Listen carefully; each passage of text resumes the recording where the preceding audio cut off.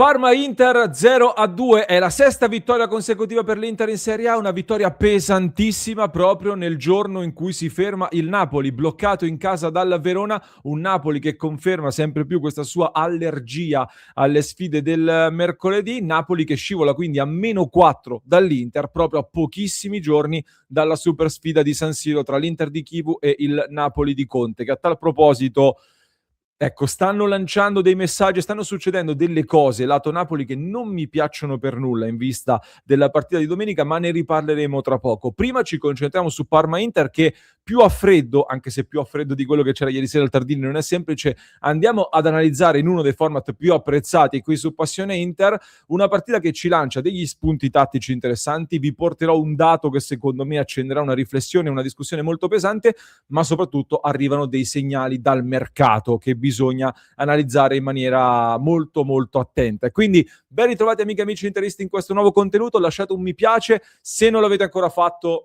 ma io spero che l'abbiate fatto, ma dovete farlo assolutamente, clic sul tasto iscriviti per supportare il nostro progetto che ha bisogno di voi per raggiungere i 100.000 iscritti, mi raccomando, e poi vi aspetto nel club di Passione Inter, dopo vi devo parlare anche di una cosa nel club, comunque potete scannerizzare il QR code qua su in alto e trovate il link qui sotto in descrizione. Parliamo di Parma-Inter, lo facciamo come sempre a partire da alcuni dati molto veloci che non dicono tutto, ma questa volta, ancora una volta, certificano ulteriormente il dominio dell'Inter. Un Inter che ha prodotto 2,58 di expected goal con il 63% di possesso palla, 26 tiri a 4 per l'Inter che ha centrato lo specchio della porta 8 volte, mentre il Parma non ha mai tirato nello specchio della porta difeso da Jan Sommer, che trova un altro clean sheet. L'Inter ha raggiunto i 9 clean sheet in questo campionato. Si stanno armonizzando, razionalizzando sempre di più i numeri difensivi dell'Inter, che resta la squadra che concede meno expected goal alle avversarie, quindi è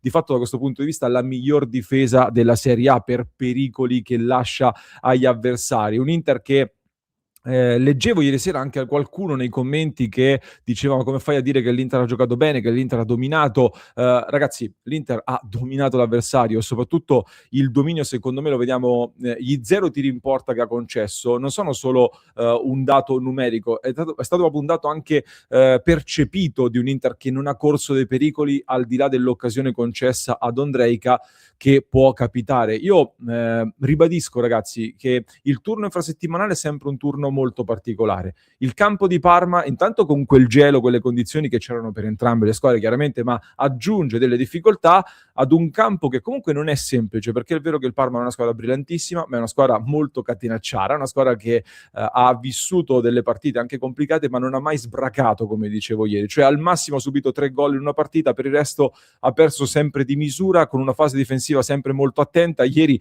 si schierava con un 4-2-3-1 che poi vedeva Keita diventare una sorta di libero aggiunto, comunque un quinto difensore aggiunto, a un certo punto era un 5-4-1 comunque a livello difensivo, una squadra che è sempre rimasta aggrappata alla partita. E in generale il calcio, ragazzi, il calcio vero almeno è una cosa diversa rispetto a quello che in tanti pensano, siccome è l'Inter a fronte al Parma bisogna vincere 5-6-0. Il calcio vero è un'altra cosa, lo abbiamo visto anche con quello che è successo al Napoli. Quindi era una partita molto insidiosa in cui l'Inter produce tantissimo. Ecco, semmai possiamo concentrarci ancora sul fatto che l'Inter non converta abbastanza per quello che riesce a creare, ma è un Inter che ha stradominato e ha dato un messaggio ancora da grande squadra. C'è un dato interessante poi, perché l'Inter ha raggiunto 42 punti in 18 partite, contro il Napoli arriveremo alla 19ª partita, anche se in realtà per chiudere il girone d'andata la 19ª partita sarà quella contro il Lecce, il famoso asterisco della Supercoppa italiana. E sono andato a vedere, intanto anche per fare un po' di proiezioni, a che punto eravamo nelle scorse stagioni e a che ritmi sta andando l'Inter. Un Inter che con la proiezione attuale viaggia sugli 88 punti circa, ed è un po' la soglia scudetto che ha calcolato Allegri, che fa sempre questi giochi sul calcolare le quote scudetto. Allegri ha detto che lo scudetto si vince con 88 punti. L'Inter sta viaggiando in questo momento attorno agli 88 punti di proiezione. Se batterà il Napoli, o meglio, se batterà il Lecce, che come detto sarà la 19ª partita del girone d'andata, la proiezione salirà a 90 punti, perché l'Inter salirebbe a 45 punti in 19 partite, quindi sulle 38 sarebbe il doppio, ovvero 90 punti. È chiaro che la Champions League e la stanchezza della seconda parte di stagione si fanno sentire, pesano, e quindi in teoria nella seconda parte di stagione si potrebbe andare un pochino più piano. In generale l'Inter nelle ultime stagioni con Inzaghi alla 19ª giornata era arrivata l'anno scorso a 41 punti, era sostanzialmente, quindi già oggi l'Inter ha conquistato un punto in più con una partita in meno. Nella stagione 23-24 l'Inter era a 48 punti con 2 punti di vantaggio sulla Juventus, nella stagione che era quella della seconda stella, in cui l'Inter ha avuto un rendimento straordinario, quindi stiamo andando al ritmo quasi dell'Inter della seconda stella, quasi. Nella stagione 22-23 l'Inter era a 37 punti solamente, meno 13 dal Napoli capolista, mentre nella stagione 21-22 l'Inter di Inzaghi era, alla prima stagione di Inzaghi, a 46 punti alla 19ª giornata. Quindi l'Inter di Chivu, se vince la 19ª giornata di campionato, si posiziona in una quota punti decisamente alta. È chiaro però, come dicevo, che nella seconda parte di stagione ci si può aspettare, se si andrà avanti in Europa con magari qualche tema di stanchezza eccetera, una leggera flessione nel rendimento, o almeno ci auguriamo che ciò non avvenga, ma potrebbe succedere. E allora mi collego alla seconda considerazione necessaria da fare.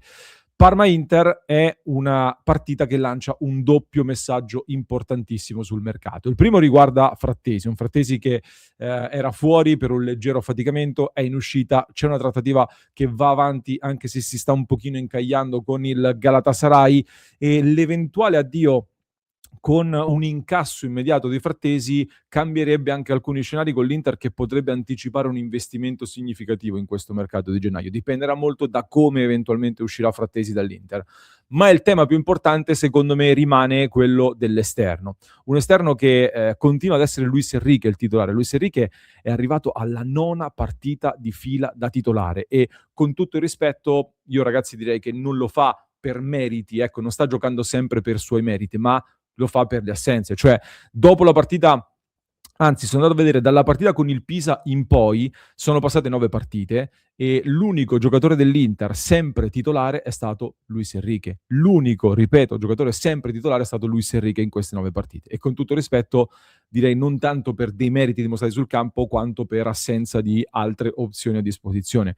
Anche a Parma ha fatto una buona partita, secondo me, gioca il pallone con qualità, è pulito, è disciplinato, nei numeri ha dei valori anche addirittura più precisi di Di Marco, che per me ha fatto un partitone Di Marco. La percezione che però lascia, almeno dal mio punto di vista, ditemi che ne pensate, è quella di un calciatore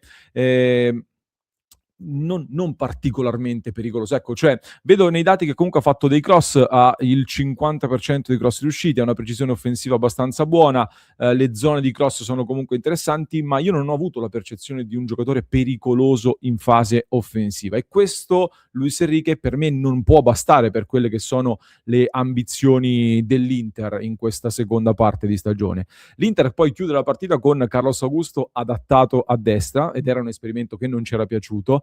Darmian ancora una volta è fuori, a sinistra siamo comunque corti con Carlos Augusto che deve fare più di un ruolo, a destra l'Inter è scoperta. Ecco, la sintesi è che urge un acquisto, il campo lo ha fatto capire. Come vi dicevo l'altra settimana, attenzione all'ipotesi Dodò, all'ipotesi di un calciatore in prestito.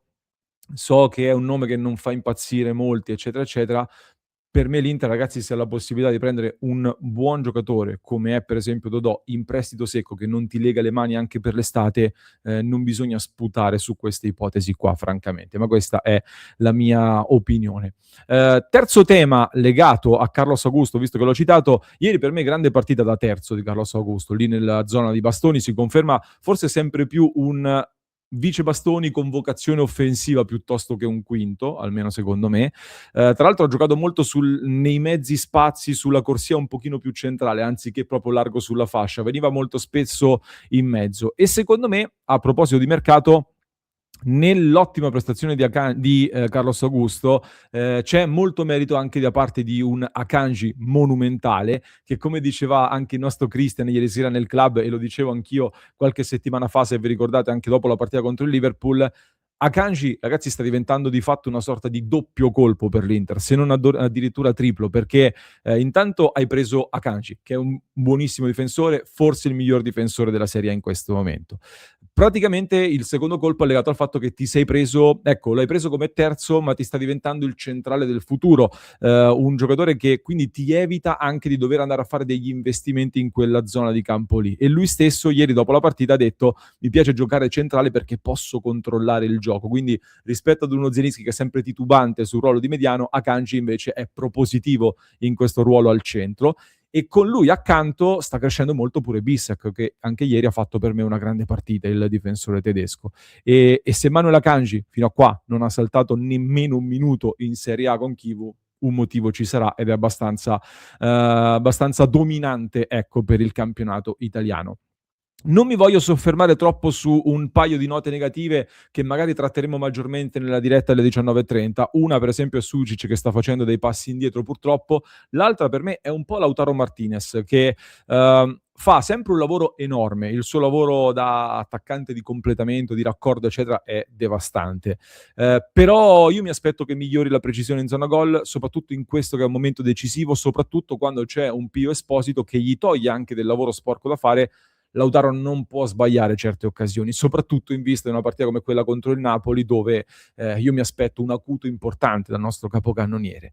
Mi soffermo invece su un dato in particolare, visto che ho citato Pio Esposito. Ieri, ragazzi, prima della partita vi avevo presentato in diretta una mia analisi su Bonni, dove vi facevo vedere come è cambiato il Bonni dall'anno scorso al Parma a quest'anno. Che cosa ha fatto Bonni nell'Inter? È diventato meno dribblatore rispetto a quello che faceva al Parma, molto più strutturato fisicamente, lavora di più anche a supporto della squadra nei duelli aerei e soprattutto ha migliorato di molto la sua precisione in zona gol. Sicuramente l'Inter ha più produzione offensiva, quindi lo mette in condizioni migliori di andare a concludere, ma lui ha fatto anche un lavoro per migliorare sotto porta e questo lo porta ad avere dei dati clamorosi. Anche ieri, primo tiro in porta, aveva trovato il gol e Bonni sta viaggiando in questo momento alla media di 4 tiri nello specchio della porta, 4 gol in campionato. Ad un certo punto aveva la media di 8 tiri, 5 gol, una cosa del genere. Comunque stava segnando ad ogni tiro in porta sostanzialmente. Bonni in campionato rimane su questa media, in generale ha tirato 9 volte con 4 gol e diciamo che il lato negativo della medaglia potrebbe essere che tira ancora poco, che si deve prendere ancora più responsabilità.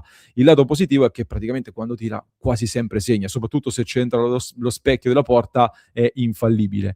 Non si può dire lo stesso per Pio Esposito. Pio Esposito ha raggiunto i 23 tiri in Serie A, quindi tira molto di più rispetto a Bonni. Di questi 23 tiri solo 7 sono nello specchio della porta, di questi 7 solo uno è diventato gol.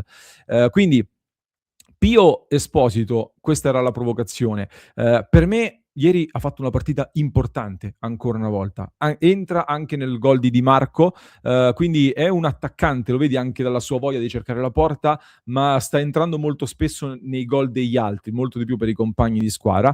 E quindi sta testimoniando e sta dimostrando di essere un calciatore vero, secondo me, e che può starci nell'Inter. L'Inter però ci ha fatto un investimento importante perché ha deciso di non venderlo e di tenerlo come uno dei 4 attaccanti, quindi lo vede già come un giocatore pronto a fare la differenza ad alti livelli nell'Inter. Per cui vi chiedo, a che punto è secondo voi Pio Esposito? Deve cominciare a segnare? Il gol diventa un problema oppure no? Oppure questa è una stagione in cui i gol segnati non devono essere contati. Ecco, vi volevo fare solo questa domanda, non è una polemica, non è un mettere in discussione Pio Esposito, volevo solo darvi questo dato che è particolare e discuterne insieme perché qui si fa analisi a 360 gradi. Il quinto e ultimo punto si ricollega all'inizio di questo contenuto in cui dicevo di Antonio Conte e di quello che sta succedendo in vista di Inter-Napoli, che non mi piace per nulla. Conte che testimonia ancora una volta di non conoscere il regolamento, o almeno lo fa per alzare il solito polverone, dice ma Højlund doveva amputarsi il braccio, non mi interessa parlare di favoriti altrimenti si crea un putiferio sulle mie parole. Vabbè, fa sempre la povera vittimella il povero Antonio Conte. Conte che per far cacciara, e tutti i napoletani stanno facendo cacciara, ragazzi, in vista della partita di domenica, Højlund tocca il pallone con la mano, con il polso in maniera evidentissima e poi segna immediatamente dopo, da regolamento. Poi magari potresti non essere d'accordo con il regolamento che non ci piace, ma il regolamento dice quello. Siccome lo tocca con la mano, il gol va annullato, punto. E per fortuna, per una volta, il regolamento viene fatto rispettare quando c'è di mezzo il Napoli anche. Quindi Conte, che piange per il regolamento, sta alzando già da settimane molto i toni in vista della partita di domenica E dietro poi a tutta questa polemica ci sono i social e alcuni giornalisti di parte, che l'altro giorno a Pressing pure, mi sembra Zampelloni, non mi ricordo nemmeno come si chiama, aveva parlato dei cartellini dell'Inter che non viene ammonita, poi siamo andati a vedere che la squadra meno ammonita della Serie A è il Milan, l'Inter ha più ammoniti anche di Juve e Napoli, per esempio, va bene, e anche nella partita contro il Parma l'Inter 3 ammoniti, va bene. E la polemica la stanno continuando a fomentare anche su un episodio della partita di ieri, questo episodio dove oggettivamente l'assistente dell'arbitro fa un errore clamoroso, e anche l'arbitro, perché comunque chiamano un fuorigioco con Ondrejka che parte prima della linea di metà campo e addirittura Bissek era molto davanti. Quindi questo è un errore molto grave, chiamare questo fuorigioco qua. Apriti cielo sui social, guarda l'Inter, la Marotta League, favoriti, guarda qua, gli hanno dato il fuorigioco in questo modo qua, sono vergognosi, eccetera, eccetera. È un grosso problema questo, perché i social stanno dando ulteriore peso e fomentando questa cosa, ed è un grosso problema che intanto abbiamo anche c'è proprio un problema a livello di informazioni italiane, a livello anche di proprio di chi parla di calcio, a livello di tifosi in Italia, perché bastava andare un attimino avanti per rendersi conto che se anche non avesse fischiato fuori gioco c'era Bissek che era già lì pronto ad accorciare, l'Inter stava recuperando e quindi non era un'azione minimamente pericolosa, non era un'azione minimamente significativa, o comunque sì, un 1 contro 1, ma c'erano già i difensori a rientro, anche Akanji stava tornando, ecco, un potenziale pericolo, ma molto potenziale. E invece comunque tutti la stanno cavalcando, alzando la pressione sull'Inter, favorita, eccetera, eccetera, proprio a pochi giorni da Inter-Napoli. Per me, ragazzi, non è casuale e per me non è un fattore da sottovalutare, perché sappiamo già che questo caos, questo volume alzato, poi si riflette anche in ciò che succede in campo, in alcune decisioni che vengono prese. Per cui Inter-Napoli domenica sarà una partita decisiva, molto importante, che stanno cercando di condizionare anche con questo alimentare le polemiche. Non caschiamoci, rimaniamo compatti. Kivu da questo punto di vista mi sembra molto molto affidabile, e fate attenzione anche voi, mi raccomando. Fatemi sapere nel frattempo cosa ne pensate. Vi aspetto nel club di Passione Inter, vi lascio con un approfondimento che trovate in descrizione per chi ci ascolta in podcast, mentre per chi ci segue su YouTube vi basta cliccare qui.